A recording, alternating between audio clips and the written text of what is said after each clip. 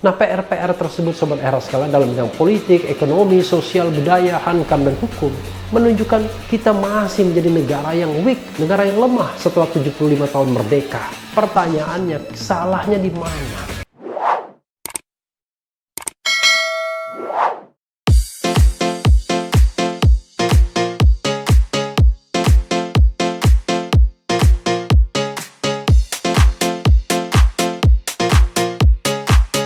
Assalamualaikum warahmatullahi wabarakatuh Sobat RH sekalian.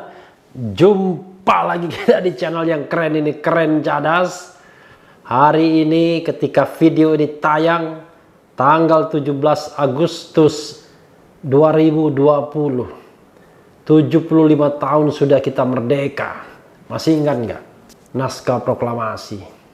Proklamasi kami rakyat Indonesia dengan ini menyatakan kemerdekaan Indonesia, hal-hal yang mengenai pemindahan kekuasaan dan lain-lain diselenggarakan dengan cara saksama dan dalam tempo yang sesingkat-singkatnya. Jakarta, 17 Agustus 1945, atas nama bangsa Indonesia Soekarno-Hatta. Itu naskah proklamasi ya. Mudah-mudahan generasi baru, generasi milenial yang muncul sekarang ini masih hafal dengan naskah proklamasi. Jangan hafal program-program komputer dan medsos saja, tapi juga masih memelihara dan mengetahui naskah proklamasi, pembukaan Undang-Undang Dasar dan lain sebagainya yang merupakan nilai-nilai fundamental bangsa ini. Nah, saya dalam kesempatan ini 75 tahun Indonesia merdeka mau berefleksi tentang perjalanan negara ini. Tapi saya ingin membedakan antara negara dan pemerintah. Saya ingin mengatakan, saya bangga kepada negara ini. Saya cinta kepada negara ini. Achievement yang sudah dicapai harus dihargai. Tapi untuk sementara, for the time being, saya belum bisa bangga dengan pemerintah yang berkuasa. Bahkan dari pemerintah ke pemerintah, banyak sekali kelemahan-kelemahannya, walaupun kita harus mengakui ada prestasinya. Jadi marilah kita objektif dalam menilai bahwa negara Indonesia mudah-mudahan selama-lamanya ada sampai kiamat, tapi penguasa atau pemerintah pasti berganti. Entah berganti dalam kalender ketatanegaraan melalui pemilu maupun berganti dalam kesempatan yang lain seperti yang terjadi pada Bung Karno tahun 67, Pak Harto pada tahun 98, Gus Dur pada tahun 2001. Kenapa? Karena memang tuntutan akan kemajuan negeri, akan kemakmuran, akan kesejahteraan, akan perlindungan dan pencerdasan masyarakat adalah tuntutan yang tidak bisa disepelekan, karena rakyat meminta itu, menuntut itu, karena itulah janji-janji kemerdekaan. Jadi janji itu berbeda dengan cita-cita. Saya pernah mengutip salah seorang peserta konvensi Partai Demokrat, saya tidak sebutkan namanya. Beda janji sama cita-cita itu adalah kalau janji itu harus ditunaikan, sementara cita-cita kalau tidak tercapai ya sudah, apa boleh buat. Jadi yang namanya negara, pemerintah melindungi segenap rakyat dan seluruh tumpah darah, memajukan kesejahteraan umum dan mencerdaskan kehidupan bangsa, itu adalah janji kemerdekaan, bukan cita-cita kemerdekaan. Karena janji, maka dia harus ditunaikan oleh pemerintah yang berkuasa. Dan jangan lupa, siapapun yang memerintah diberikan amanat untuk menunaikan janji tersebut. Maka alinea keempat Undang-Undang Dasar 1945 itu berbunyi, kemudian daripada itu, untuk membentuk pemerintah negara Indonesia yang melindungi segenap bangsa Indonesia dan seluruh tumpah darah Indonesia, dan untuk memajukan kesejahteraan umum, mencerdaskan kehidupan bangsa, dan ikut serta melaksanakan ketertiban dunia yang berdasarkan kemerdekaan, perdamaian abadi, dan keadilan sosial, maka disusunlah kemerdekaan kebangsaan Indonesia itu dalam suatu undang-undang dasar negara Republik Indonesia yang terbentuk dalam suatu susunan negara Republik Indonesia yang berkedaulatan rakyat dengan berdasarkan kepada ketuhanan yang Maha Esa, kemanusiaan yang adil dan beradab, persatuan Indonesia, dan kerakyatan yang dipimpin oleh hikmat kebijaksanaan dalam permusyawaratan perwakilan, serta dengan mewujudkan suatu keadilan sosial bagi seluruh rakyat Indonesia. Jadi Sobat RH sekalian, dalam beberapa kesempatan, dalam beberapa seminar, saya mengingatkan kembali bahwa raison d'être, ya, terbentuknya negara ini, dideklarasikannya negara ini adalah untuk mencerdaskan kehidupan bangsa, untuk melindungi seluruh tumpah darah Indonesia, dan untuk mensejahterakan rakyat agar bisa ikut dalam perdamaian dan kedamaian dunia. Dan tugas mulia itu, amanah itu, terutama diberikan kepada pemerintah negara Republik Indonesia. Pemerintah itu dalam arti sempit presiden beserta pembantu-pembantunya, dalam arti luas pemerintahan.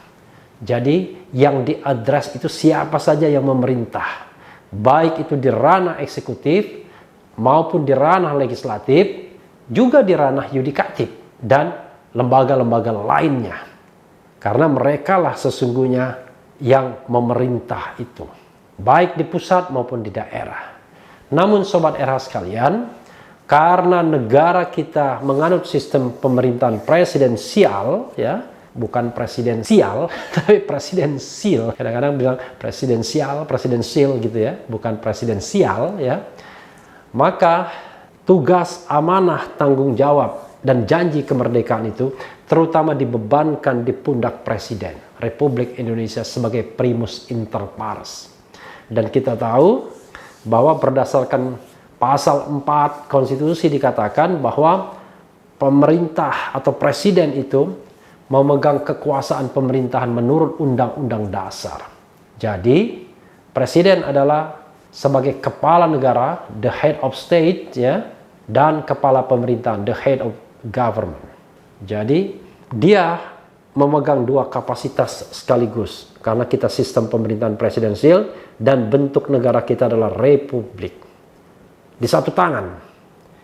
Karena itulah menjadi seorang presiden itu menjadi orang yang diserai amanah untuk mewujudkan janji-janji kemerdekaan. Tetapi untuk dia bisa mewujudkan janji-janji kemerdekaan itu, tentu saja penguasa pemerintah diberikan segala resources, memegang segala kekuasaan, memegang finansial negara, state financial, memegang state aparatus, memegang birokrasi, semuanya dia pegang, TNI, Polri, BIN, dan lain sebagainya. Sehingga semua aparat di bawah kepresidenan ini bisa dikerahkan untuk mewujudkan janji-janji kemerdekaan tersebut. Tetapi Sobat RH sekalian, kita tahu kadang-kadang power tends to corrupt, absolute power corrupt absolutely, seperti dikatakan Lord Acton. Makanya kemudian seorang pemerintah, seorang presiden yang berkuasa dan diberikan amanah sekaligus diberikan kekuasaan dan kewenangan terhadap segala sumber daya alam, sumber-sumber lainnya termasuk sumber daya manusia, dia harus memerintah, melaksanakan kekuasaannya dengan dasar-dasar yang kita sebut dengan Pancasila. Dasar pertama adalah bahwa kekuasaan tersebut harus dipertanggungjawabkan kepada Allah yang Maha Kuasa, Tuhan yang Maha Esa. Jadi ada persoalan hubungan antara manusia dengan Tuhannya di situ.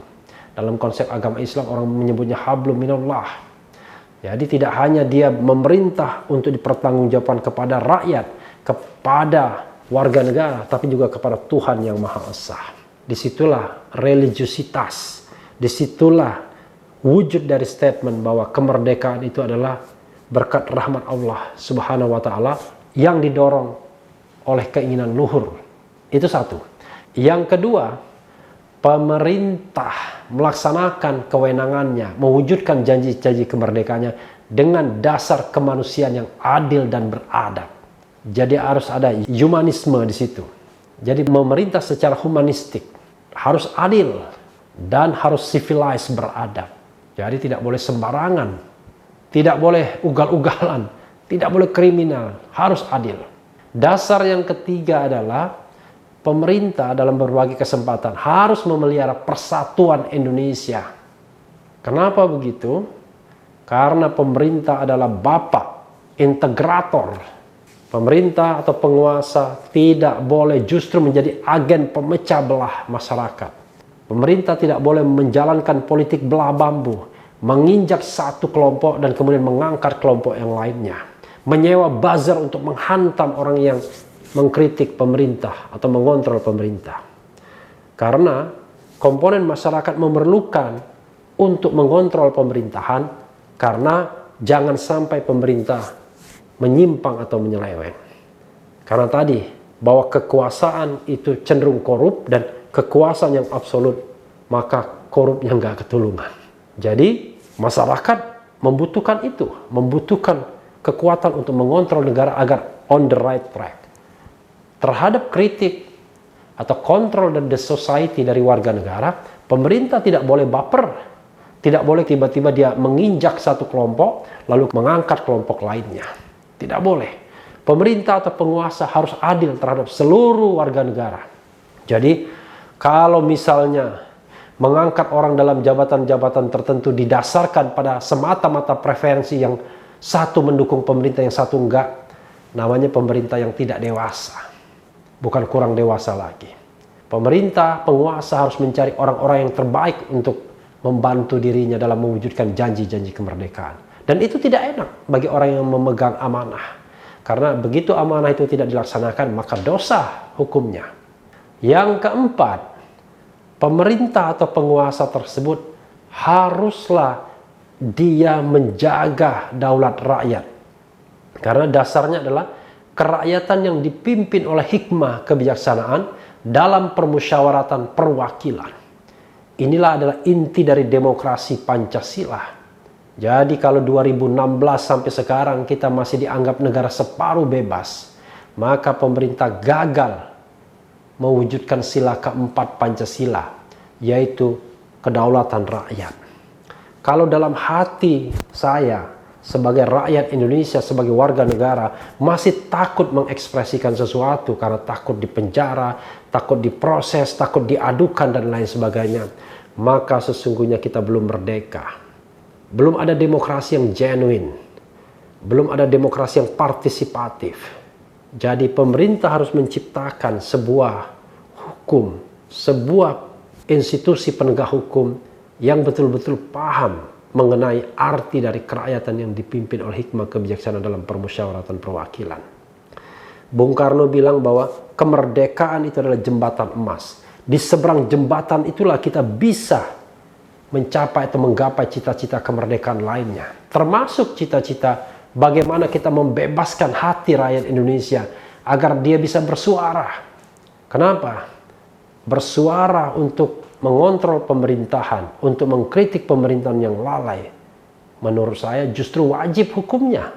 Kita tidak boleh diam saja kalau ada kesalahan atau penyimpangan-penyimpangan. Karena itu berakibat langsung kepada warga negara, kepada masyarakat, dan itu mencederai janji kemerdekaan. Yang kelima, sobat era sekalian, pemerintah atau penguasa diminta untuk mewujudkan keadilan sosial bagi seluruh rakyat Indonesia. Bukan keadilan bagi segelintir orang saja, bukan keadilan bagi pengusaha atau konglomerat, tapi bagi seluruh rakyat Indonesia. Seluruh sumber daya alam yang ada di Indonesia ini harus digunakan untuk sebesar-besarnya kemakmuran rakyat. Cabang-cabang produksi harus dikuasai oleh negara yang strategis dan yang penting, serta menguasai hajat hidup orang banyak.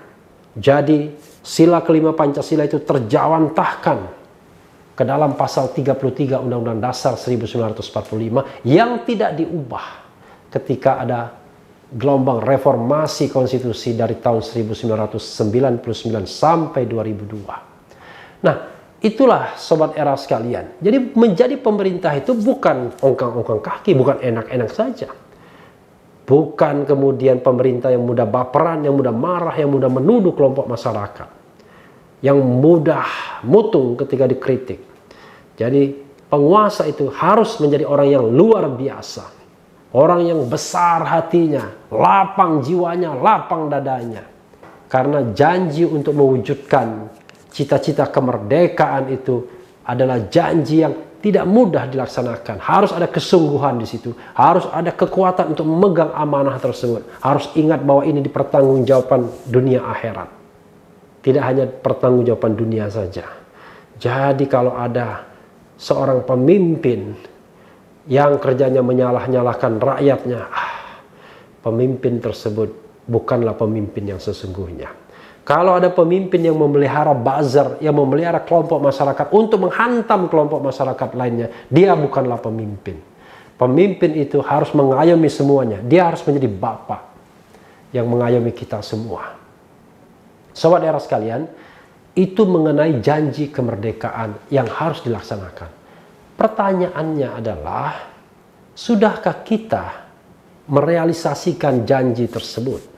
Nah, disinilah saya ingin mengatakan, kita harus membedakan antara negara dan penguasa, negara dan pemerintah. Negara Indonesia, kita harapkan terus eksis sampai dunia ini berakhir. Semangat Sumpah Pemuda 28 Oktober 1928 terus membahana di kalbu rakyat Indonesia. Tapi kita harus mengevaluasi kerja pemerintahan, apakah sudah benar-benar mewujudkan janji kemerdekaannya atau tidak. Pertama, kita harus lihat dalam bidang politik misalnya. Apakah politik kita sudah mencerminkan sebuah politik yang dilandasi sila keempat Pancasila misalnya, yaitu kerakyatan yang dipimpin oleh hikmah kebijaksanaan dalam permusyawaratan perwakilan, yang jawantahnya, implementasinya ada di dalam pasal-pasal konstitusi Undang-Undang Dasar 1945. Misalnya pasal yang mengatakan bahwa tidak boleh ada diskriminasi. Pasal yang mengatakan misalnya bahwa setiap warga negara bersamaan kedudukannya dalam hukum dan pemerintahan. Jadi kalau menurut Freedom House kita masih menjadi negara separuh bebas, berarti pemerintah sekarang gagal. Kenapa begitu? Karena pemerintahan sekarang dihasilkan dalam alam reformasi. Alam reformasi itu adalah alam koreksi, periode koreksi terhadap kekuasaan otoritarian Orde Baru. Jadi dia tidak boleh muncul menjadi otoriter kembali. Karena dia harus menjadi korektor. Dia mengkoreksi apa yang terjadi pada pemerintahan Orde Baru. Dan pemilihan presiden langsung itu adalah pemilihan dalam sarana demokrasi. Jadi Presiden Jokowi yang dipilih dalam sarana demokrasi itu tidak boleh berkembang menjadi penguasa yang otoriter atau separuh otoriter, atau kita menjadi negara partly free, hanya separuh bebas. Jadi pemerintah harus berkomitmen untuk menegakkan demokrasi. Demokrasi yang substantif, demokrasi yang partisipatoris. Jadi bukan sebentar-sebentar mutung lalu kemudian menggunakan kekuasaan dan rejim koersif untuk membungkam lawan-lawan politik atau orang-orang yang berbeda pendapat. Tidak boleh begitu.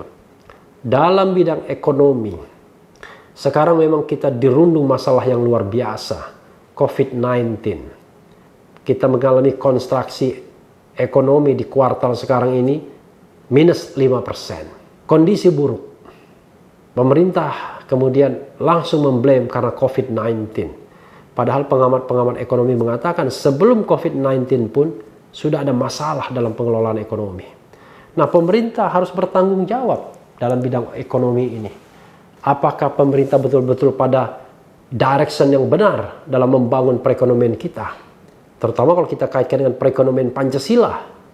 Perekonomian yang didasarkan kepada sila kelima Pancasila dan kemudian dijawantahkan dalam pasal-pasal Undang-Undang Dasar, terutama pasal 33. Kita harus bertanya, apakah ada sudah pemerataan dan keadilan tersebut di Republik ini? Apakah negara, pemerintah, penguasa sudah memastikan semua perut rakyat Indonesia bisa makan? Tidak ada orang yang mati kelaparan. Lagi-lagi pertanggungjawabannya adalah dunia dan akhirat. Tidak boleh penguasa membiarkan orang mati kelaparan karena dia tidak bisa makan di bumi Indonesia ini. Kemudian dalam bidang politik, ekonomi, sosial, apakah pemerintah sudah bisa memelihara harmoni sosial? bisa menciptakan kehidupan sosial yang baik di tengah masyarakat. Kalau kemudian gara-gara pilpres masih terbelah antara cebong dan kampret, lalu kemudian ada kadrun karena pengelompokan masyarakat yang pro pemerintah dan kemudian dianggap anti pemerintah, berarti negara atau penguasa masih gagal memelihara kohesivitas sosial. Karena kontestasi elektoral ternyata masih menyisakan yang namanya segregasi sosial, keterpecahan sosial. Dan ini harusnya tidak boleh. Pemerintah harus menjadi integrator, memelihara kohesivitas sosial. Yang tadinya cebong tidak ada lagi, yang kampret tidak ada lagi, menyatu. Tapi kalau pemerintah dalam tindakan-tindakannya, misalnya mendiskriminasikan, ini bukan pendukung, ini adalah pendukung, maka disitulah soalnya pemerintah gagal dalam bidang sosial untuk mewujudkan persatuan Indonesia.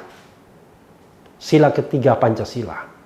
Lalu sobat RH sekalian, dalam bidang politik, ekonomi, sosial, dan budaya, pemerintah harus juga mampu memajukan kebudayaan kita, menjadikan budaya Indonesia menjadi budaya yang adiluhung, yang dicintai oleh anak-anak Indonesia sendiri, yang menginspirasi, yang memberikan semangat untuk membangun. Pemerintah harus menjadi dirijen dari orkestrasi kebangkitan budaya tersebut. Kita bisa mencatat apakah pemerintah atau penguasa sudah melakukan ini. Apakah pemerintah sudah menciptakan ruang-ruang bagi kreasi budaya yang besar, yang produktif, yang membangkitkan semangat kemanusiaan. Bukan menciptakan ruang-ruang hedonistik yang merangsang orang untuk cepat kaya dengan cara apapun, yang akhirnya memunculkan budaya korupsi misalnya. Itu dalam bidang budaya. Dalam bidang pertahanan dan keamanan, apakah penguasa atau pemerintah sudah mampu menciptakan pertahanan dan keamanan yang solid, di mana negeri ini bisa dilindungi dari Sabang sampai Merauke, dari Miangas sampai Pulau Rote? Apakah sudah terlindungi semua laut-laut kita dari pencurian-pencurian luar negeri, bahkan dari pencoleng-pencoleng dalam negeri sendiri? Ini juga menjadi pertanyaan. Calon Presiden Prabowo Subianto ketika masih menjadi calon presiden membahas banyak tentang lemahnya pertahanan Indonesia. Sekarang beliau sudah menjadi Menteri Pertahanan, saatnya mewujudkan pertahanan yang solid. Sepanjang kita memiliki budget yang tidak dikorupsi, memiliki anggaran yang rasional, yang tidak menjadi bancaan, yang sudah menjadi pembicaraan dari masa ke masa, bahwa sering sekali anggaran-anggaran seperti itu menjadi dalam tanda kutip bancaan orang-orang penting di Republik ini. Dan terakhir, the last but not least, dalam bidang hukum. Sebagai orang hukum, saya mengatakan tidak ada atau belum ada presiden yang berhasil melakukan penegakan hukum di Republik Indonesia ini secara baik. Satu test case yang sering saya berikan adalah pemberantasan korupsi. Belum ada. Ketika kemarin Presiden Jokowi mengatakan bahwa pemerintah tidak main-main dalam melakukan pemberantasan korupsi, langsung dibantah oleh ICW. Tidak terbukti. Dan saya juga mengatakan hal yang sama. Tidak terbukti. Justru pemerintahan Jokowi adalah pemerintahan yang melemahkan pemberantasan korupsi, terutama melemahkan KPK. KPK yang menjadi harapan bagi kita semua akan tegaknya negeri ini secara lebih bersih, ternyata dilemahkan di masa pemerintahan Jokowi. Akibatnya kita tidak memiliki lagi institusi yang terpercaya, institusi yang bisa diandalkan untuk menembus relung-relung kekuasaan korupsi tersebut. Yang ada adalah harapan akan pemberantasan korupsi yang makin menipis. Itulah sebabnya ketika Presiden Jokowi mengatakan pemerintah serius tidak main-main dalam melakukan pemberantasan korupsi, langsung ICW mencibir Indonesia Corruption Watch. Banyak orang juga mencibir karena fakta tidak sesuai dengan statementnya. Dalam bidang hukum juga sering sekali kadang-kadang kita melihat hukum tajam ke bawah tapi tumpul ke atas. Hukum juga kadang-kadang diskriminatif. Satu kelompok ini diproses, kelompok yang lain tidak. Satu kelompok di entertain, kelompok yang lain tidak. Karena itu menunjukkan kegagalan penguasa atau pemerintah dalam memelihara kohesivitas sosial yang tercermin juga pada diskriminasi penegakan hukum. Nah, PR-PR tersebut Sobat Era sekalian dalam bidang politik, ekonomi, sosial, budaya, hankam, dan hukum menunjukkan kita masih menjadi negara yang weak, negara yang lemah setelah 75 tahun merdeka. Pertanyaannya, salahnya di mana? Kita harus mencari jawabnya. Tetapi kalau kita bicara mengenai panacea dari semua ini, tidak lain adalah kita harus bertanya pada rekrutmen-rekrutmen politik yang ada selama ini. Apakah rekrutmen-rekrutmen politik untuk menghadirkan penguasa itu sudah dilakukan secara benar? Kalau tidak dilakukan secara benar, maka yang hadir adalah orang-orang yang tidak amanah, para pencoleng dalam kekuasaan, baik dalam bidang eksekutif, legislatif, maupun yudikatif. Jadi, kita harus memperbaiki sistem. Orang penting, tetapi sistem itu akan menyaring orang. Dalam bidang pemilu, kita harus mudahkan dan murahkan pemilu. Kita harus bubarkan yang namanya presidensial threshold. Rekrutmen politik juga, kita harus demokratisasi partai politik agar dia mampu menghasilkan anggota-anggota DPR yang bertanggung jawab, yang tidak mengejar kekayaan ketika menjabat, yang tidak menikmati jabatan, tapi orang yang betul-betul amanah, mau menjaga spirit dan amanah rakyat. Itu yang kita tidak punya. Demikian juga di Dewan Perwakilan Daerah. Kita butuh orang-orang yang memang betul-betul ingin menyalurkan aspirasi masyarakat atau rakyat. Bukan mereka yang ingin menjabat dalam pemerintahan, dalam hal ini di bidang legislatif, dan kemudian menikmatinya sebagai warga Indonesia yang terhormat. Dalam bidang yudikatif begitu juga. Dalam bidang yudikatif kita harus merekrut hakim-hakim yang bisa dipercaya. Hakim-hakim yang amanah, hakim-hakim yang tidak mudah disuap, yang tidak mudah disogok, yang mampu memberikan keadilan, terutama keadilan bagi si miskin, si lemah, dan orang-orang kecil. Sobat Era sekalian, 75 tahun Indonesia merdeka bukanlah usia yang singkat. Kalau manusia dia sudah kakek-kakek, dan di antara 75 tahun itu saya menikmati 50 tahun, karena saya usianya 50 tahun. Tapi untuk saat ini, rasanya kita belum melihat negara ini tumbuh sebagai bangsa yang kuat, besar, yang posturnya, fondasinya kuat. Walaupun secara ideologis kita punya dasar Pancasila, tetapi pemerintah, kita semua mungkin belum bisa mewujudkan nilai-nilai Pancasila itu secara baik. Belum ada pemerintah yang mewujudkannya secara benar. Entah itu pemerintahan zaman Orde Lama, Orde Baru, dan juga Orde Reformasi ini. Bukan Pancasilanya yang keliru, tapi penyelenggara negaranya yang tidak mengamalkan nilai-nilainya secara kafah. Nilai ketuhanan, nilai kemanusiaan, nilai persatuan, kerakyatan, dan nilai keadilan. Itu adalah nilai-nilai yang luar biasa. Yang kalau diterapkan, maka sesungguhnya negeri ini akan menjadi negeri yang gemaripah loh jinawi, baldatun, toyibatun, warupun ghafur. Terdengar pesimis, Sobat Era sekalian? Iya, apa boleh buat? Tapi mudah-mudahan nanti kita akan mendapatkan kecerahan kembali. Matahari yang terang bersinar kembali.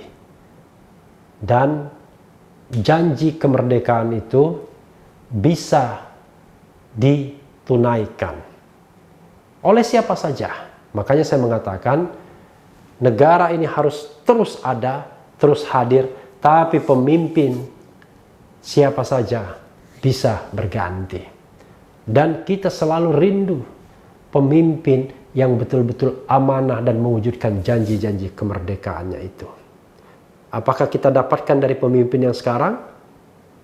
Justru pertanyaan itu harus kita balikan kepada Presiden Jokowi, kepada para anggota DPR, kepada para menteri, kepada para anggota DPD.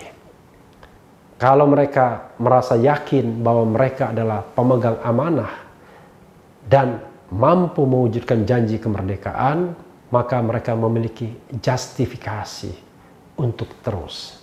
Tapi kalau tidak, maka sesungguhnya bangsa ini telah membayar terlalu mahal untuk merekrut pemimpin-pemimpin yang tidak amanah. Nah, Sobat Era sekalian, mudah-mudahan semuanya akan menjadi baik.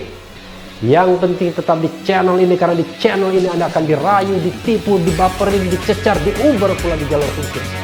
Karena channel ini adalah channel yang mengancam, memeras, dan membenci. Jangan lupa subscribe, like, comment, and share. Ciao.